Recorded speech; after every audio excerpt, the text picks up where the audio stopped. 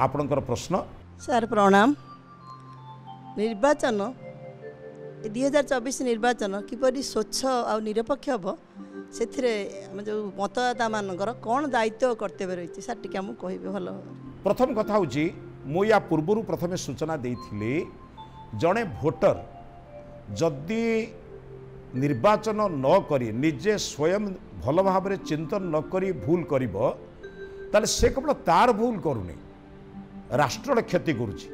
कारण गोटाए भूल लोक को निर्वाचित करदेले तार परिणाम राष्ट्र भोग करिबो।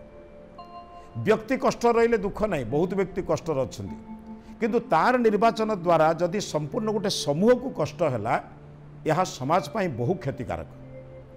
एथिपाई विचार करने दरकार मु जो भोट खंडिक दौची ये भोट केवल मो पाई दौनी समग्र राष्ट्रर प्रति नागरिक पाई मु दौची। जदि नागरिकटी उपकृत न हो जदि यही निर्वाचन द्वारा व्यक्तिटी बेसी उपकृत हम समाज नष्ट हम ताले बोध हुए मु गोटे भूल लोक को चयन करछि। थरे भूल लोक को चयन कले आपण जानिबा चाषीटीए हुड़िले वर्षटीए हुड़िबो किंतु जदि भोटरटीए हुड़ी जाए 5 वर्ष पर्यंत आउ ता पाखे से क्षमता नहीं।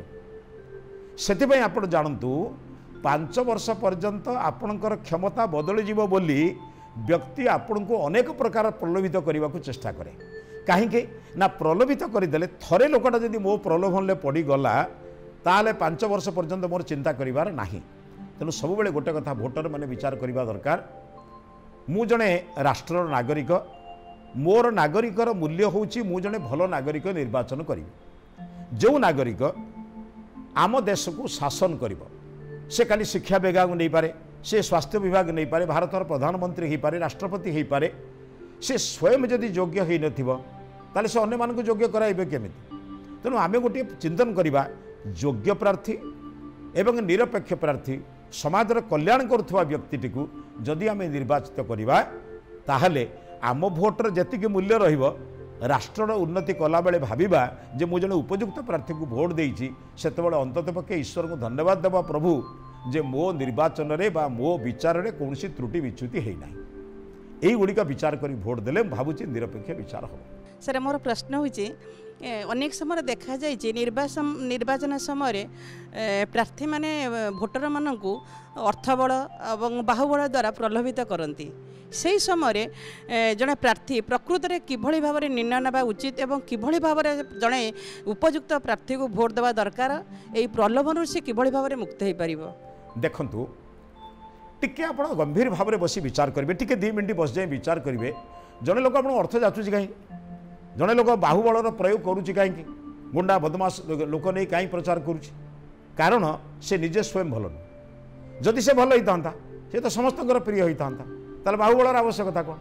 आजिकल कौन सी गोटे निर्वाचित प्रतिनिधि बिना बाहुबल गाँव को जापरूनी कौटी बड़ बड़ लोक पुलिस प्रोटेक्शन ले जाऊँ।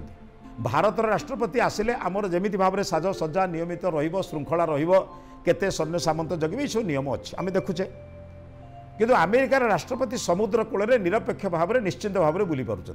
वाशिंगटन गोटे व्यवस्था मुझे कहूँ भारतर आम राष्ट्रपति कथा देखिले अमेरिका राष्ट्रपति कथा चिंतन कला बेले अमेरिकार राष्ट्रपति रास्तार बोलूला बेले गोटे मालिकता श्रमिक को कष्ट दौला बेले निजे जाई कांद देखते पर जो से लोक पचारा कहला आपण कौटिका लोक ना एवं आपण जाई राष्ट्रपति भवन में ह्वाइट हाउस पचारे मो ठिकना कहीदेवे से जानला ये हूँ अमेरिकार राष्ट्रपति प्रणाम कला क्षमा मागिला कहीं कथा जदि गोटाए राजनेता जदि जड़े निर्वाचित प्रतिनिधि निष्पक्ष भाव में बुली पार ना निश्चिंत भाव में लोक सहित मिसी पार ना ताल तार किसी त्रुटि विच्युत अच्छे से डरुची कहीं बोध हुए से निरपेक्ष ही ना कौटी सापेक्ष होती क्या उपकृत करपकृत करना उपकार करना एमती आम निर्वाचित कर कहीं बाहुबल द्वारा धनबल द्वारा प्रलोभित हेले हुए तो से आमपाई जो 10 टंका खर्च करी से निश्चित 100 टंका उठेब ना से खाली खर्च करनी।